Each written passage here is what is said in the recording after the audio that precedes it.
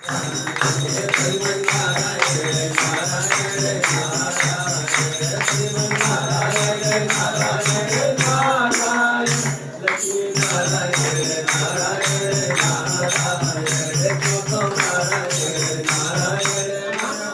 बैठे हुए हैं, मंडल सप्तऋषियों का बैठा है। नारद जी का प्रवेश हुआ और इंद्र साथ में है। सप्तऋषि प्रणाम किए, नारद ने प्रणाम किया, सप्तऋषि ने आशीर्वाद दिया। कैसे आना हुआ नारद? कहा प्रभु बस राजा आया है पास में, किसी से पूछो। इंद्र ने हाथ जोड़ करके दबे स्वर में कहा प्रभु ये बताओ, ब्रह्मा विष्णु महेश तीनों में से श्रेष्ठ कौन है? एक ऋषि दूसरे ऋषि का मुख देखने लगे तो कहे कि देखने से काम नहीं चलेगा, बताओ बताइए कि तीनों देवताओं में से श्रेष्ठ देवता कौन है? तो तीनों सातों ऋषि कहने लगे भाई देखो डायरेक्ट ऐसा कहना ठीक नहीं है। कहा तब कैसा कहना ठीक है? कहा परीक्षा ली जाए। भाई क्लास में 100 बच्चे हैं, अब कोई कह दे कौन सा बच्चा इसमें नंबर 1 का है, श्रेष्ठ बच्चा कौन सा है, तब तो परीक्षा लेना पड़ जाएगा ना। सातों ऋषियों ने कहा तीनों की परीक्षा होगी, जो परीक्षा में पास होगा उसी को सर्वश्रेष्ठ का तकमा लगा दिया जाएगा, वही इष्ट देवता, वही श्रेष्ठ देवता माना जाएगा। कहा तो परीक्षा लेगा कौन? परीक्षा लेगा कौन? कहा ये भृगु महाराज बैठे हैं, बहुत जो है बुजुर्ग हैं, यही भृगु महाराज जो है परीक्षा लेंगे। नारद कहे हम भी चलेंगे। नारद जी पीछे पीछे भृगु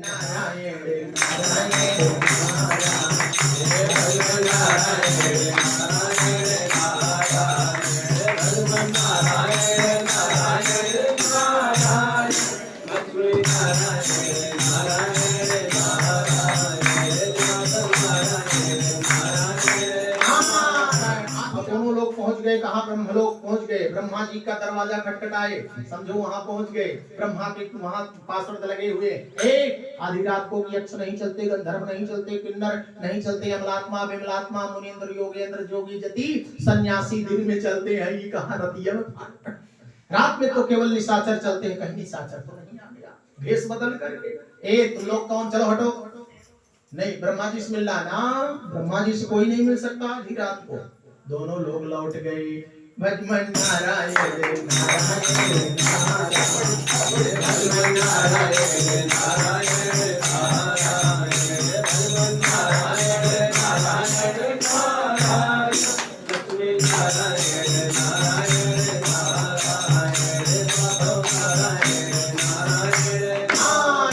भोले बाबा के दरबार। कहाँ? कैलाशपुरी। कैलाशपुरी जब गए तो सोचे डमरू सुनाई देगी। डमरू की आवाज तो हरदम वहां चलती रहती है। अरे डम डम डम डम डमरू बजावेला हमार जोगिया, डमरू बजावेला हमार जोगिया, डमरू बजावेला हमार जोगिया, डमरू बजावेला हमार जोगिया, डमरू बजावेला हमार जोगिया, डमरू बजावेला हमार जोगिया। शीश गंगा जी की धार सोहे चंद्रमाली यार, शीश गंगा जी के धार सोहे चंद्रमाली यार, शीश गंगा जी के धार सोहे चंद्रमाली यार। अंग विभूति रमावेला हमार जोगिया, अंग विभूति रमावेला हमार जोगिया, अंग विभूति रमावेला हमार जोगिया। डम डम डमरू बजावेला हमार जोगिया, डम डमरू बजावेला हमार जोगिया, डम डमरू बजावेला हमार जोगिया। भोले बाबा महाराज की जय। परम रम्य गिरिवर कैलाश, परम रम्य गिरिवर कैलाश, परम रम्य गिरिवर कैलाश, गिरिवर कैलाश, परम रम्य गिरिवर कैलाश, जहाँ सदा शिव ब्रह्मा निवास, जहाँ सदा शिव ब्रह्मा निवास, जहाँ सदा शिव ब्रह्मा निवास। भोले बाबा का दरबार, आधी रात का समय, और नारद जी भृगु महाराज पहुंच गए। वहां तो एक से एक जो है गढ़ पड़े हैं। सोमनंदी, वीरभद्र इत्यादि जितने गढ़ थे वो दोनों वहीं चिल्लाने लगे, कौन खटखटा रहा, चलो भागो। वहां से भी रास्ता क्लियर हो गया।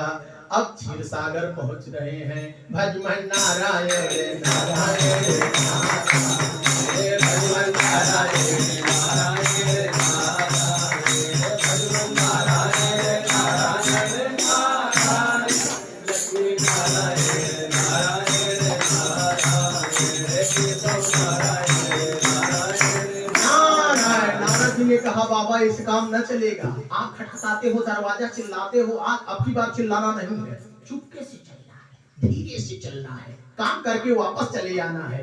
परीक्षा धीरे से ली जाएगी, खड़बड़ा कर परीक्षा ले चलो। अच्छा, भृगु महाराज ने कहा चिल्लाऊंगा नहीं, अब क्षीर सागर में चल रहा हूँ। अब क्षीर सागर जैसे पहुंचे तो वहां न दरवाजा, न वहां फाटक, न पार्षद, वहां केवल लक्ष्मी जी और भगवान शेषैया पर लेटे हुए। भगवान सो रहे हैं, लक्ष्मी जी जाग रही हैं, वो अपने भगवान का चरण दबा रही हैं। और इधर नारद की वीणा, भज मन नारायण नारायण नारायण, भज मन नारायण नारायण नारायण, भज मन नारायण नारायण नारायण, लक्ष्मी नारायण नारायण नारायण,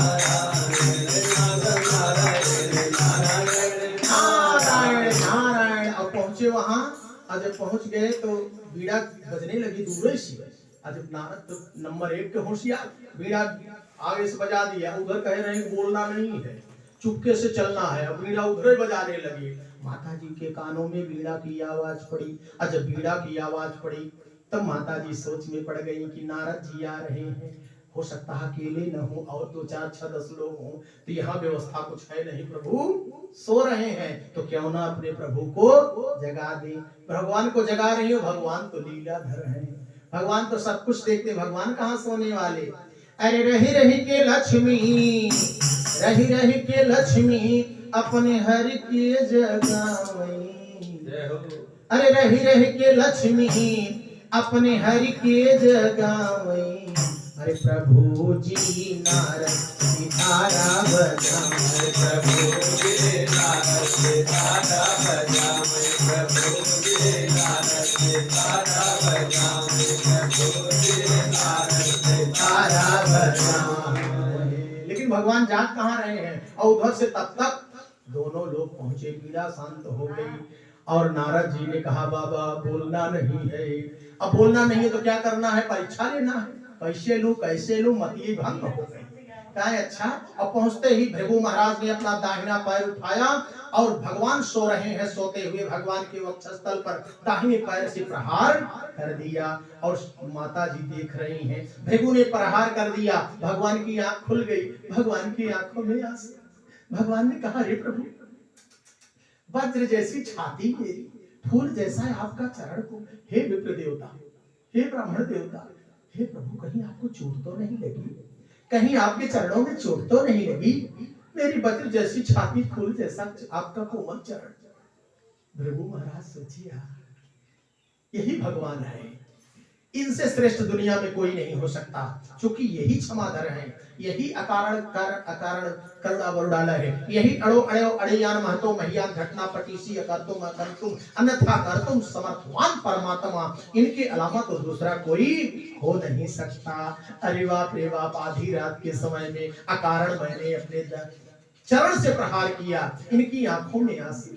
नारद जी कहे प्रभु ज्यादा चोट तो लगी नहीं, कहा लगने से नहीं रो रहा हूं, कहीं इनके चरणों में चोट लग गई हुई, इनके दर्दवा को समझ करके रो रहा हूँ, कहीं बाबा के चरण में चोट तो नहीं लगी। भगवान मुस्कुराए। जब भगवान मुस्कुराने लगे तो मैया को क्रोध आ गया, लक्ष्मी जी को क्रोध आ गया। लक्ष्मी जी ने कहा मेरे सामने मेरे पति का अपमान, धन धिक्कार है मेरे जीवन को, धिक्कार उस पत्नी को है तो उसके सामने उसके पति का कोई अपमान कर दे, उस पत्नी को पृथ्वी पर रहने का कोई अधिकार नहीं है। और पतिव्रता स्त्री कभी ऐसा कर भी नहीं सकती कि अपने जीते जी अपने पति को तिरस्कृत करे और अपमानित करे। लेकिन कलयुग की बात छोड़ के समझ भाई, 100 नंबर पर डायल करी ना 112 दरोगा को बोलवाए कहीं ही गड़बड़ी जाओ इतना पीटे जाइए ले जाए अंदर पीटे अपने सामने अपने पति को पिटवाती है। बोले सदगुरु भगवान की जय। ना देवी जी ने कहा, माता जी ने कहा कि मेरा जीने का अधिकार प्रभु नहीं, मैं इस शरीर को नहीं रख सकती हूँ। भगवान बहुत समझाए लेकिन माँ ने समझा नहीं। कहा कि धिक्कार इस जीवन इस शरीर का है, इस इंद्रियों का है कि जो आपका अपमान दे। अरे ये ब्राह्मण कुछ भी रहा हो, चाहे परीक्षा रही हो, कुछ भी रहा हो, लेकिन एक ब्राह्मण की औकात मेरे सामने आपको लात मार दिया, मैं तो चली जाऊंगी अब, लेकिन इस ब्राह्मण को नहीं, ब्राह्मण जात को मैं श्राप देने जा रही हूँ। आज के बाद ब्राह्मण जात के पास मेरी स्त्री नहीं रहेगी, यानी लक्ष्मी विहीन हो जाएगी। वही दिन ब्राह्मण पर लक्ष्मी विहीन यानी दरिद्र। बोले सदगुरु भगवान की जय। अब भृगु महाराज सोचे कि एक ब्राह्मण के लिए पूरी ब्राह्मण जात कलंकित हो गई, श्रापित हो गई।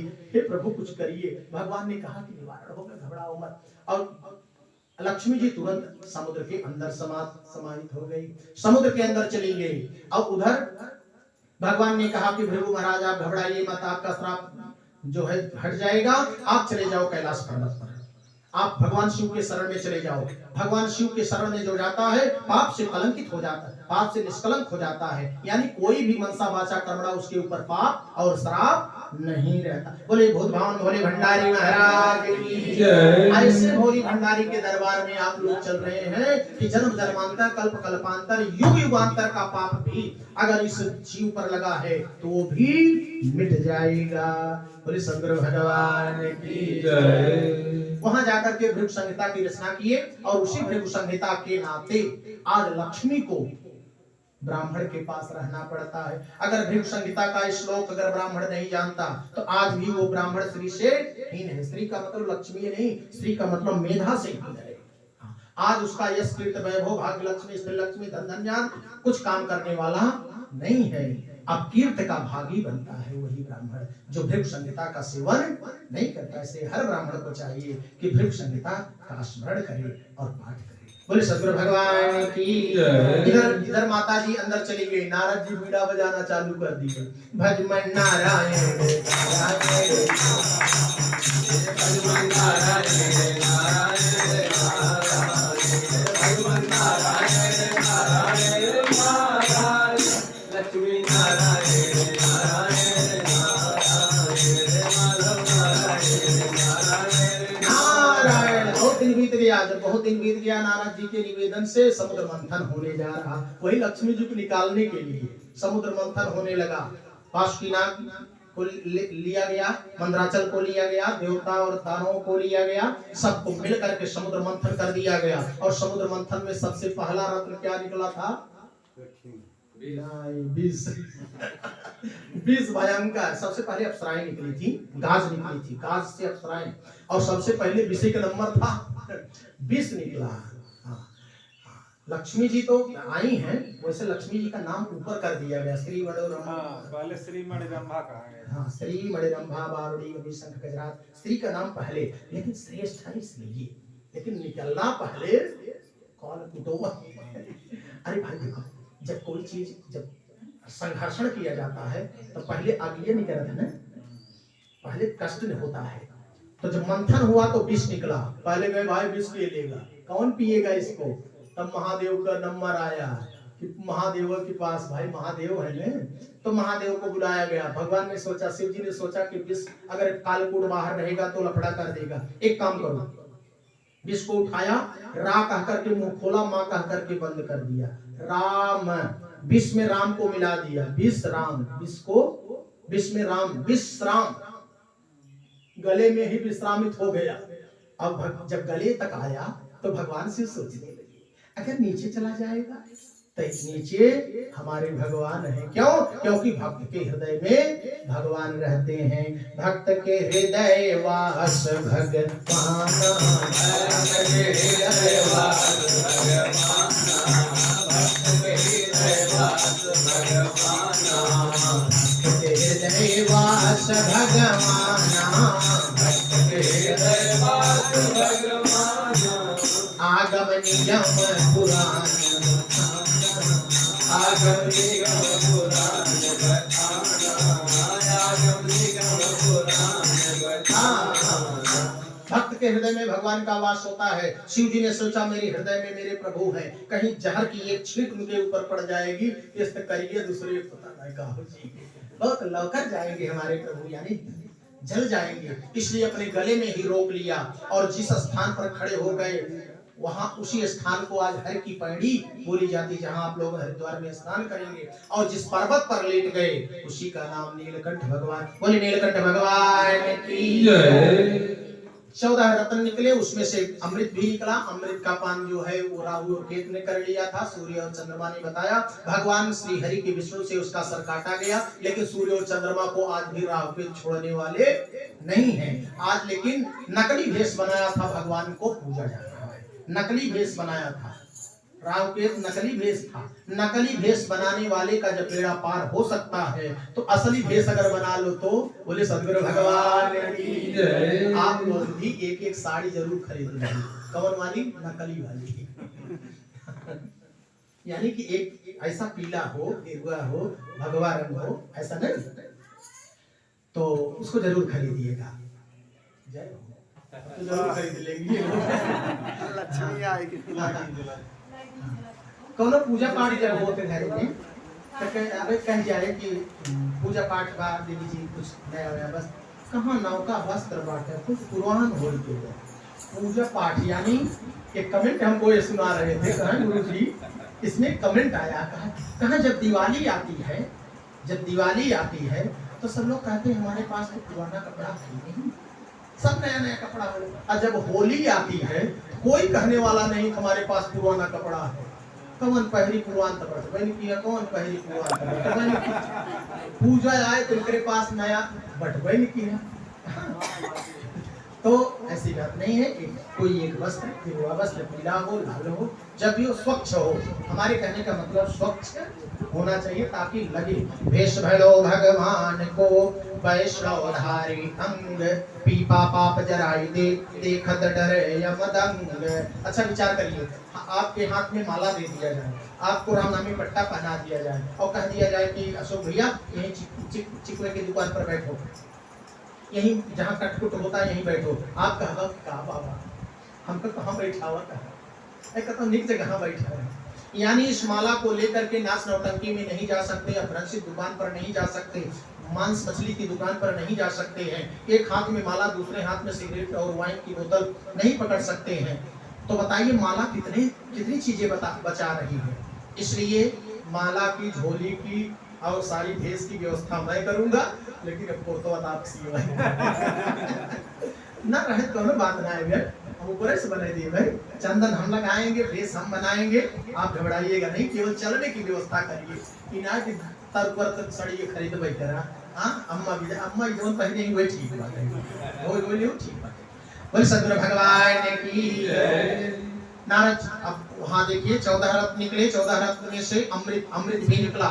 अमृत जब निकला, अमृत और विष कहां से निकले हैं बताइए? अमृत समुद्र से निकला, तो विष कहां से निकला? वो भी समुद्र से निकला। यानी समुद्र में अमृत का भी स्थान है, जहां से अमृत निकला वहीं से विष भी निकला। जिस संसार में आप रहते हो यहाँ अमृत भी है तो यहाँ विष भी, इसलिए संसार को सागर कहा जाता है। यहाँ धर्म भी है, यहाँ अधर्म भी है, यहाँ सच्चाई भी है, यहाँ बुराई भी है, लेकिन भेद करने वाला कोई होना। कहे विषय अमृत एक संग बसत है, कहे विष अमृत समुद्रों में, विषय समुद्रों में, कहे विषय अमृत एक संग बसत है। अरे काहे के खाया सानी के भुलाय गया मन, जानी के भुलाय गया मन, जानी के भुलाय गया मन, जानी के भुलाय गया मन, जानी के भुलाय गया मन। इसलिए जो धर्म और अधर्म का भी भेदन नहीं करता, क्या करना चाहिए क्या नहीं करना चाहिए, जो इसका भेद नहीं करेगा वो यहीं पर फंस करके वासना में चला जाएगा, जहर में चला जाएगा। इसलिए अमृत भी निकला। अमृत तुरंत धन्वंतर जी जो है तुरंत मोहिनी रूप से भगवान से धन्वंतर जी लेकर के घोड़े पर बैठ करके जाने लगे आकाश मार्ग में। और आकाश मार्ग में जब जाने लगे तो पिछुआ से राक्षसवा चिल्लाने लगे, ए बाबा अमृत अमृत। और जब पिछुआ से चिल्लाए तो पलट के देखने लगे, आगे कलश लिए हैं अमृत का, और पीछे देखने लगे, घोड़ा तेज भड़का। और जब भड़का तो अमृत छलक गया, और जब अमृत छलक गया तो धरती पर 4 जगह गिर गया भक्तों। वही 4 जगह गिरा, सबसे पहले हरिद्वार में गिर गया, इसके बाद प्रयागराज में गिर गया, इसके बाद आपका उज्जैन में गिर गया, और फिर एक जगह और गिर गया। अब आप लोग बताइए कहाँ गिर गया? 4 जगह गिरा है, चारों जगह महाकुंभ लगता है। नासिक में गिर गया, तो 4 जगह नासिक में गिरा, उज्जैन में गिरा, प्रयागराज में गिरा, और कहाँ गिरा? हरिद्वार में गिरा। इसलिए हरिद्वार का महत्व श्रेष्ठ है। जो हरिद्वार में पहुंच जाता है उसके जीवन से अमृत लग जाता है, उसके जीवन में राम समाहित हो जाते हैं। जीवन में संसारा में भेखजम, संसार के समस्त रोगों की दवाई है, वहीं पहुंचने पर दवाई मिलेगी। संसार के समस्त रोगों की दवाई है, सुख कर्म सुखकारी है। श्री जानकी जीवनों भक्ति का प्राण है। इसलिए धन्यास्ते कीर्तन पिबन्ति राम नामा मृतम। भगवान का नाम अमृत है, और यही भगवान का नाम अगर हरिद्वार से प्रारंभ किया जाए तो फिर कहना क्या है? बोले हरिद्वार स्थान की जय, बोले गंगा मैया की जय। हरिद्वार में ही गंगा धरती को स्पर्श, मैदानी भाग को स्पर्श करती है। इसके ऊपर तो हजारों फीट की ऊंचाई पर, गहराई पर गंगा लहराती रहती है। गंगोत्री एक ऐसा स्थान है कि जहां पर गंगा को आप पहली बार छुएंगे, आपसे पहले गंगा को कोई छुआ नहीं है। वहीं गंगा पर, वहीं गंगोत्री में 1000 वर्ष, 5000 वर्ष तक एक पैर से खड़े होकर के अपने पितरों को तारने के लिए भगीरथ जी तपस्या किए थे। बोले भगीरथ महाराज की जय। यही कथा जो है तीर्थ महात्म की